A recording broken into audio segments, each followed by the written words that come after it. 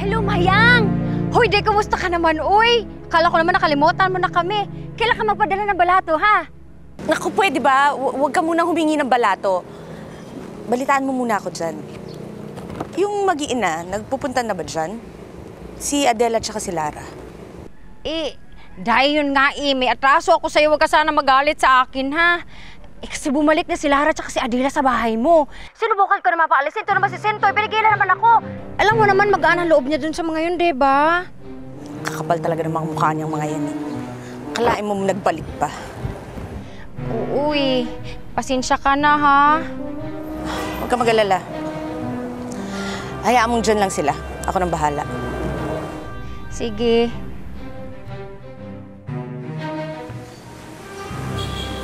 Ano pong problema? Sina Lara ba?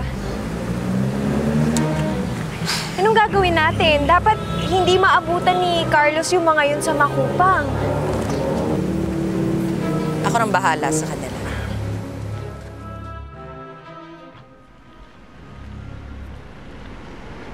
Almiro!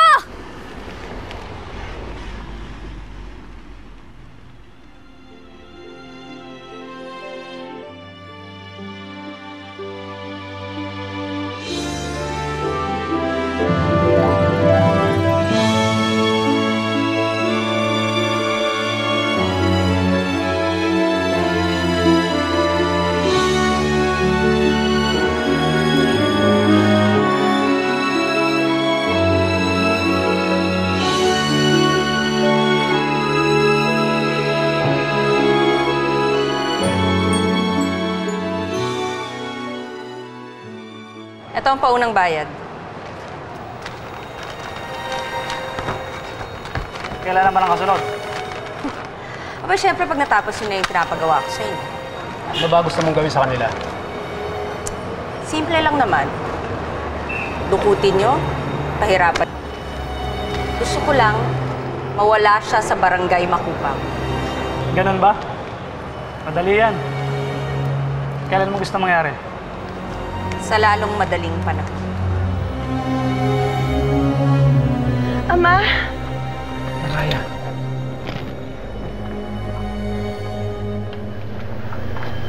Tamara. Ama, may dapat kang malaman. Ang nakikita mo ngayon ay anyo at katawan ni Ina. Ngunit ang kanyang loob ay may ibang katauhang nananahan. Anong ibig mong sabihin? Ama, ang katauhan ni Ina ay nasa mundo ng mga tao. Mira, paano nangyari yun?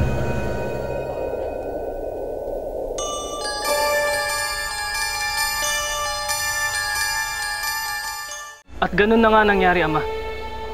Ang katawan ni Ina ay nandito. Ngunit ang kanyang katauhan ay nasa mundo ng mga tao. Kailangan ninyong iligtas ang inyong ina sa mundo ng mga tao. Sinubukan na po namin bumalik doon sa mundo ng mga tao, kaya lang wasak na yung dagusan. Si Habino. Ang sabi ninyo, buhay si Habino. Nasaan siya? Baka siya ang makahanap sa inyong ina. Nasaan si Habino?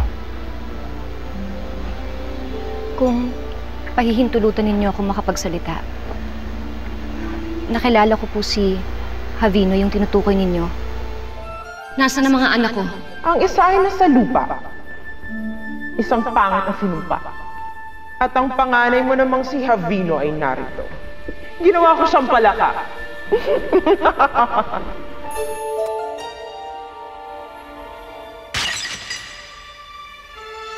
Sinumpa siya ni Boana. Ginawa siyang isang palaka. Kaya pala. Kaya pala may hinahabol to si Guarco na palaka noon. Si Prinsipe Havino pala yun. Kawawa naman si Habino. Kung nandito lang sana siya, maaari ko siya maging katuwang para mapunan ang hukbong na ito laban kay Boana. Eh naman po, maghahanap pa kayo ng iba eh. Ayun nandiyan naman si Prinsipe Almiro.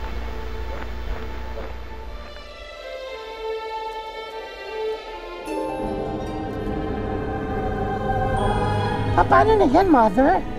Nakuha na nila si Haring Adorno. Ang ibig sabihin, lalong lalakas ang loob ng mga enemies mo dahil dumarami ang kanilang kakampi. Wala namang maitutulong ang Adornong yan sa mga binabalak ko. Oh, really now, Mother? So what's your great big plan? Manood ka't mamangha.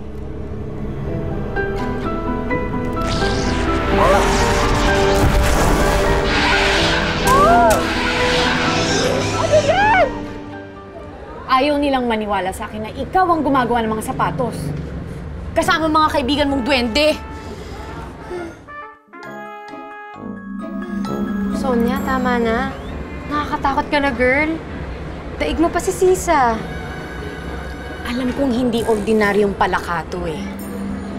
Naririnig at naiintindihan niya ako. Kaya sige na, Froggy, umamin ka na. Tulungan mo naman ako. Patunayan mo sa kanila na nagsasabi ako ng totoo. Na hindi ako baliw. Pakilala mo sa amin mga kaibigan mong duwende.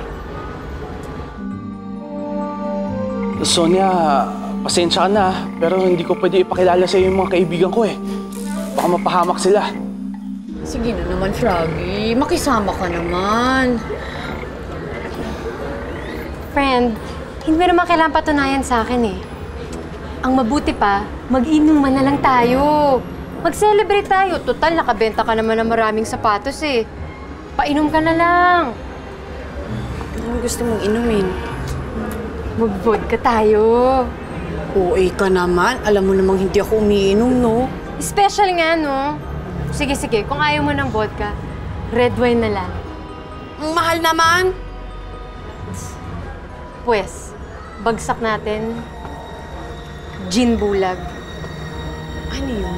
Basta, masarap yun. Yun ang ininom ng tatay ko. Gin bulag. Isang pambihirang ibon na may ginto ang tuka. Oo, Mariposa. Yun ang sabi sa akin nila Bambi. Nakita daw nila ito eh.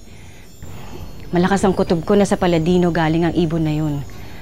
Kailangan mahanap mong ibon. Dahil kung nakapasok dito sa mundo ng mga tao ang ibon na yun, ibig sabihin meron din siyang alam na daan pabalik. Sige, Reyna Lamara. Hahanapin ko ang mahiwagang ibon.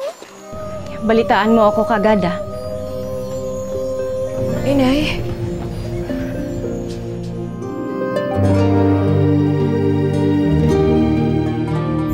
Bakit hindi mo siya lapitan? Hindi ako ang gusto niya makakausap, kundi si Avino.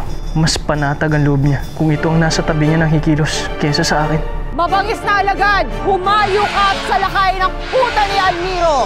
Uubusin niya kayong lahat hanggang sa ikaw na lang, Almiro, ang matitira. Yambi! Sumama kayo lahat sa amin! Saan niyo ba kami dadalhin? Nagtatampo na sa akin si Sonia. Kailangan malaman niya na yung hangarin ko para sa kanya. Kahit palaka ka, mabait ka eh. Ano bang gusto mo sa akin, ha? Ano gusto niyo? Ikikiss ko si Froggy? Sige, pero isa lang, ha?